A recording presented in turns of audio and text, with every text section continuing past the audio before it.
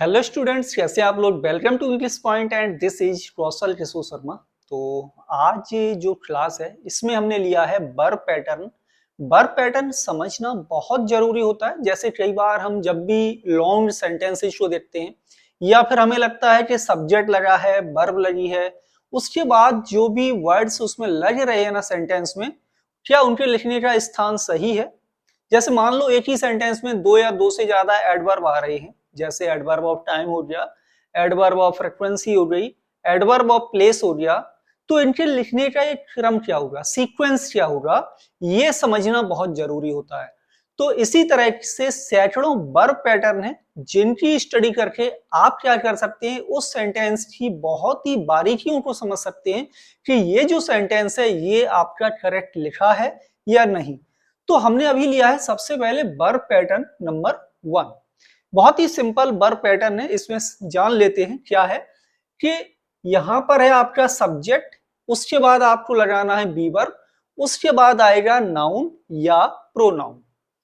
सबसे पहले यदि स्टूडेंट्स को नहीं मालूम हो तो हम बी वर्ब के बारे में थोड़ा सा समझ लेते हैं कि आखिर ये बी वर्ब होती क्या है। उससे पहले हम इसका एक कॉपी बना लें। बन जाएगी क्या?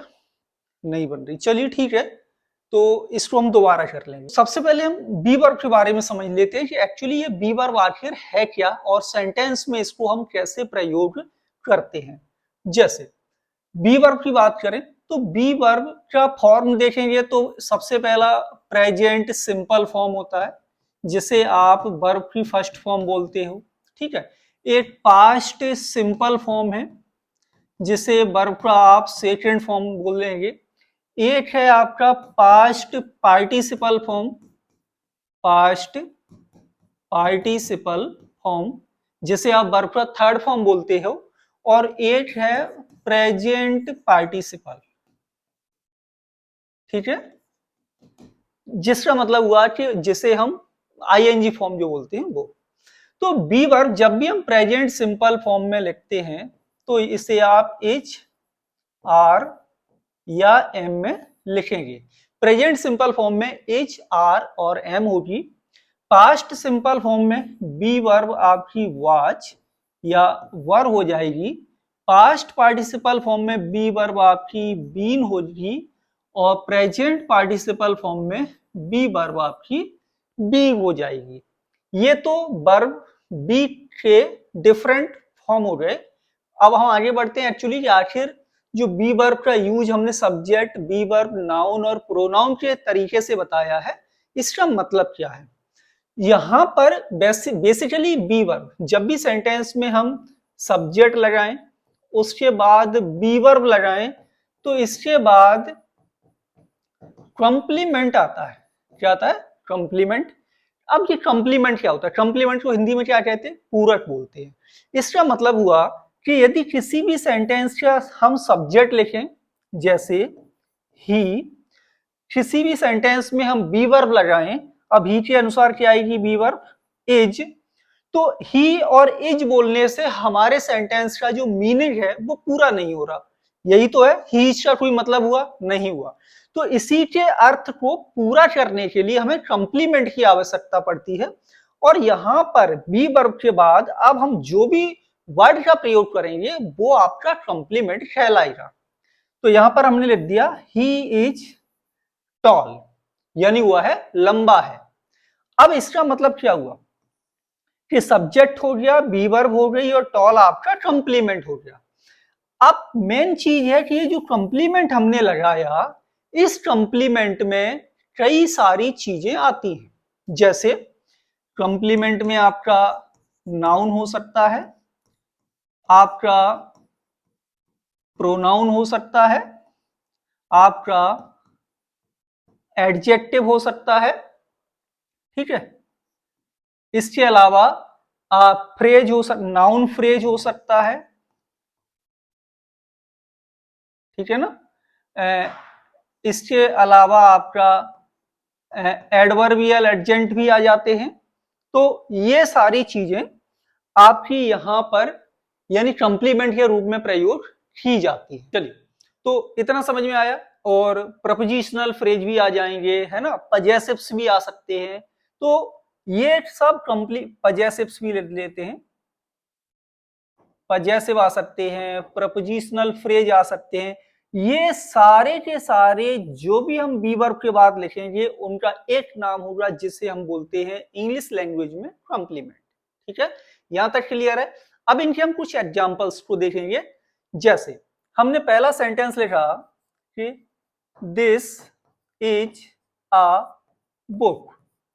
इस सेंटेंस में दिस क्या हुआ आपका, तो दिस हुआ आपका सब्जेक्ट। इज क्या है, इज है बी वर्ब। अब क्या हो गया, ये हो गया आपका नाउन, सिंगुलर नाउन है, इसलिए यहां पर आर्टिकल का प्रयोग किया गया। कुछ और एग्जांपल्स जानते हैं। जैसे his father is a lawyer. ठीक है, his father is a lawyer. अब यहां पर हिज फादर क्या है आपका सब्जेक्ट, इज क्या है बी वर्ब, अ लॉयर क्या है कॉम्प्लीमेंट। लेकिन कॉम्प्लीमेंट में भी लॉयर क्या है, तो ये आपका नाउन है। ठीक इसी तरह एक हम देखें सेंटेंस कि दिस बॉक्स इज माइन। यह बॉक्स मेरा है। इस सेंटेंस को आप कैसे डिफाइन करेंगे, दिस बॉक्स क्या है सब्जेक्ट, इज क्या है बी वर्ब, माइन क्या है कॉम्प्लीमेंट। लेकिन कॉम्प्लीमेंट में भी माइन क्या है, तो ये है आपका प्रोनाउन। क्या है ये, प्रोनाउन है। कहने का मतलब है सब्जेक्ट प्लस बी वर्ब, इसके बाद आप प्रोनाउन का प्रयोग कर लो, इसके बाद आप नाउन लगा लो, पजेसिव्स लगा लो, एडजेक्टिव लगा लो, एडजेक्टिवल फ्रेज लगा लो, एडवर्बियल फ्रेज आ जाएंगे, प्रपोजिशनल फ्रेज आ जाएंगे, नाउन क्लॉज भी आ जाएगा जो स्टार्ट होना चाहिए व्हाट से। इसमें एक इंपॉर्टेंट चीज भी जोड़ लो, क्या आ जाएगा आपका, ऐसे लिख लेते हैं subject plus be verb plus complement के स्थान पर नाउन क्लॉज। तो जो भी आप नाउन क्लॉज लिखा होगा ना वो पूरा का पूरा कंप्लीमेंट ही होगा। और नाउन क्लॉज किससे स्टार्ट होना चाहिए, with what plus noun clause. ठीक है, तो बी वर्ब के बाद आप व्हाट के द्वारा जो नाउन क्लॉज वाला सेंटेंस लिखोगे ना उसको भी आप कंप्लीमेंट ही बोलोगे, ये ध्यान देना है। तो सिंपल है, या और कुछ एग्जांपल और ले ले। जैसे सेंटेंस लिखा इट इज मी या it is I, both are right. ठीक है, यदि आप लोग चाहोगे तो इसको और भी डिफाइन कर लेंगे। तो इट क्या है आपका सब्जेक्ट, सब्जेक्ट में भी क्या है प्रोनाउन, इसके बाद क्या आया बी वर्ब, मी या आई ये क्या है आपका कॉम्प्लीमेंट, लेकिन कॉम्प्लीमेंट में भी क्या है ये आपका प्रोनाउन है। इट्स मी दैट मीन्स मैं हूं, it's I both are same. Clear है, तो ये ध्यान देने वाली चीजें हैं कि हम कहां पर इनका प्रयोग करें। ठीक है, जैसे एक अच्छा सा एग्जांपल एक और ले लेते, इसी में ले लेते फिर इसको फिनिश कर लेते हैं। तो एग्जांपल है आपका seeing, seeing is believing, seeing is believing. Okay, ये सेंटेंस मैंने लिखा। अब इस सेंटेंस में आपको क्या दिखाई दे रहा है, सब्जेक्ट बी वर्ब और कंप्लीमेंट। अब ये मत बोलना कि ये सेंटेंस आपका प्रेजेंट कंटिन्यूअस टेंस लिखा है, ये सेंटेंस प्रेजेंट कंटिन्यूअस टेंस बिल्कुल भी नहीं है। क्यों नहीं है प्रेजेंट कंटिन्यूअस, ये क्योंकि सी आपका नाउन है, क्योंकि जो सब्जेक्ट बनाया जाता है वो कोई नाउन या प्रोनाउन ही होता है। वर्ब में आईएनजी लगा के हमने क्या बना दिया इसको जीरंड। ठीक है, और जीरंड क्या होते हैं, जीरंड नाउन का कार्य करते हैं, जब उनको हम नाउन के स्थान पर लिख देंगे तो वो वर्ब का कार्य नहीं करेंगे। इसके बाद इज क्या है आपकी बी वर्ब लगी है, बिलीविंग भी यहां पर जीरंड है जो कि नाउन का कार्य कर रहा है, यानी यहां पर बिलीव भी जीरेंट है, ये प्रेजेंट कंटिन्यूअस टेंस बिल्कुल भी नहीं है। क्लियर है, तो कहने का मतलब है वर्ब पैटर्न को इस तरह से समझना बहुत जरूरी होता है क्योंकि इसी से आप समझ पाओगे कि जो हमारे इंग्लिश के ग्रामर के जो सेंटेंस लिखे हुए हैं वो एक्चुअली में सही लिखे हैं या उसमें कोई मिस्टेक हुई है, या फिर हम उस सेंटेंस को क्लासिफाई कैसे करेंगे कि हमारा जो सब्जेक्ट है वो नाउन या प्रोनाउन ही है, एडजेक्टिव तो कहीं हम सब्जेक्ट नहीं बना रहे, या एडवर्ब तो हमने सब्जेक्ट के स्थान पर नहीं लिख दिया, या फिर कंप्लीमेंट के बाद कौन कौन सी चीजें आनी चाहिए वो सही आ रही हैं या नहीं आ रही।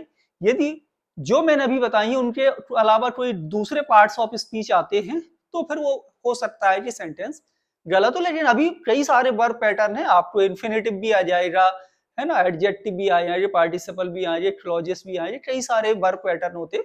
ये तो केवल पहला है। तो ये आज की क्लास में इतना है आप लोगों के लिए। वर्ब पैटर्न 1 जिसमें आप हम लोगों ने पढ़ा subject plus be verb plus complement, और कंप्लीमेंट में क्या क्या हो सकता है उसके बारे में भी जाना।